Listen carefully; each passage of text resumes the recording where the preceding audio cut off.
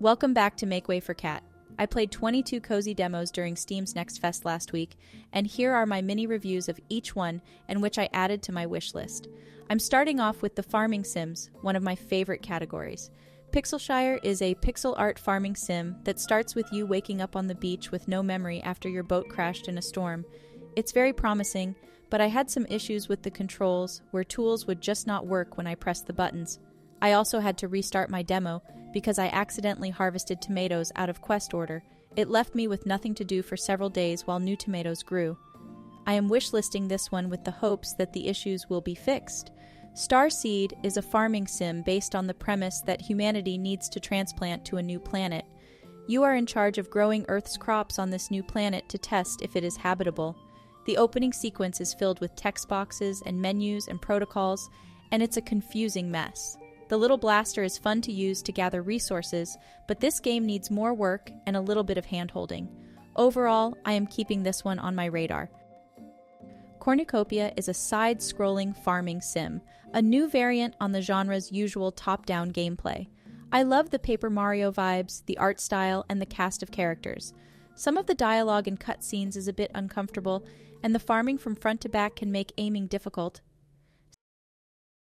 Sunnyside is on my wish list, but the demo was just the character creation screen and didn't tell me anything about the game.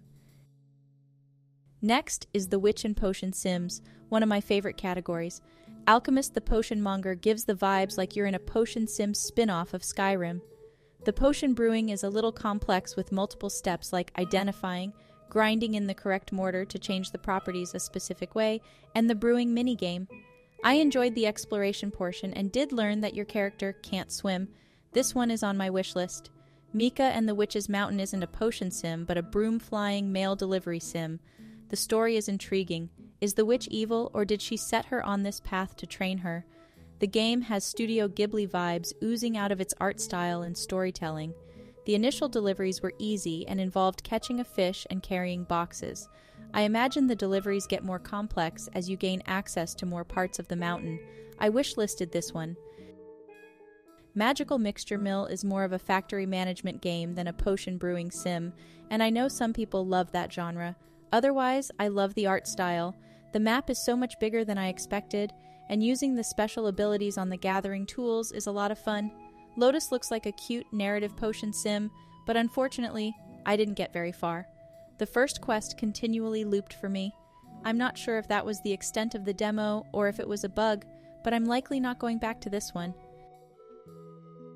The next set are the adventuring games. Mail Time is a super cute mail delivery sim with exploration and platforming elements. Besides delivering mail, there's exploration and jump puzzles with collectibles to find. It doesn't seem like it'll be a long game, but it's now on my wish list.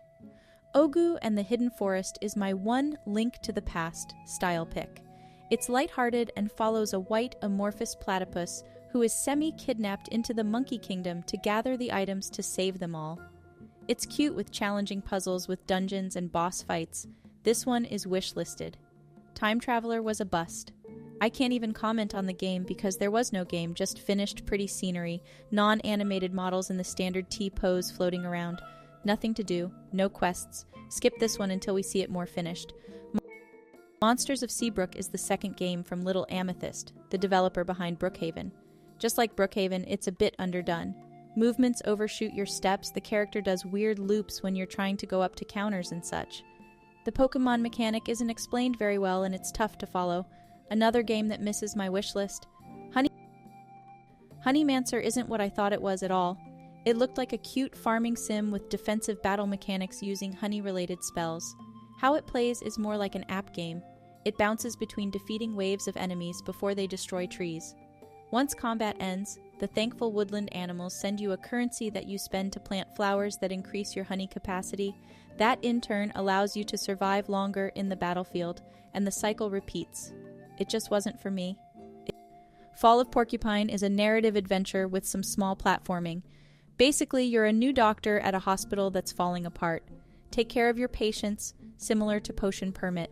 It seems like it's going to be deep with a lot of early emphasis on work-life balance, and it seems like it's building to something darker in the midst. This is in my wish list. I'm hooked. Next up, we have the puzzle category. Deathcorp is a humor-bent horror point-and-click game. In just the demo alone, it drops Easter eggs to famous like Monkey Island, Day of the Tentacle, and my favorite, Maniac Mansion. Poor Art is just a guy looking for a job, and he gets one as Death's assistant. Solve puzzles to help Death, collect. This one makes my wish list. A Guidebook of Babel is a promising butterfly effect puzzle game.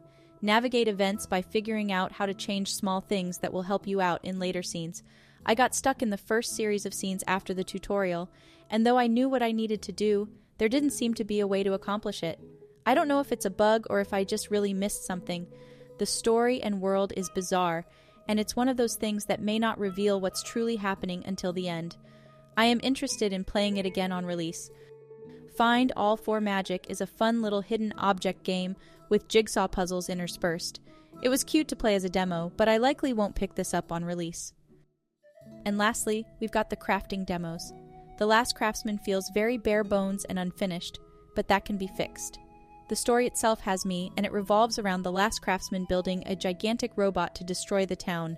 The plan didn't work, the robot blew up, and all that's left is its large head in the town's entrance. The Last Craftsman has not been heard from again. Coupled with ancient ruins, there's much more to this place, and I'm certain we haven't seen the last of the previous tenant. Think My Time at Portia.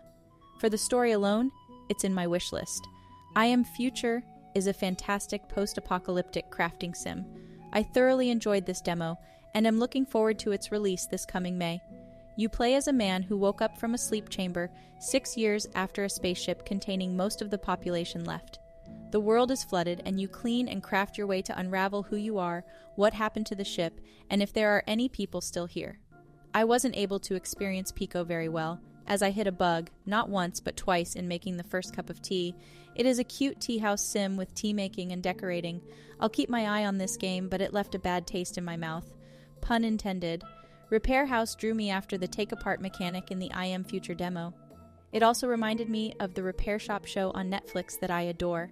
Basically, repair items by replacing and painting them, unscrew components, pull wires, and strip the item to its base components. Then put it back together. I can see playing this while binge-watching a show or a movie. Mineko's Night Market is my favorite demo that I played, and I was so excited to see it in the next Fest lineup. It's part cat-liberating espionage and part crafting sim with a mystery wrapped around this tiny town. Each townsperson has wishes and desires that we need to purchase or obtain for them with their own little character developments. That was my recap of Steam's 2023 February Next Fest. Which game are you most looking forward to? Thank you for watching, and I will see you in the next one.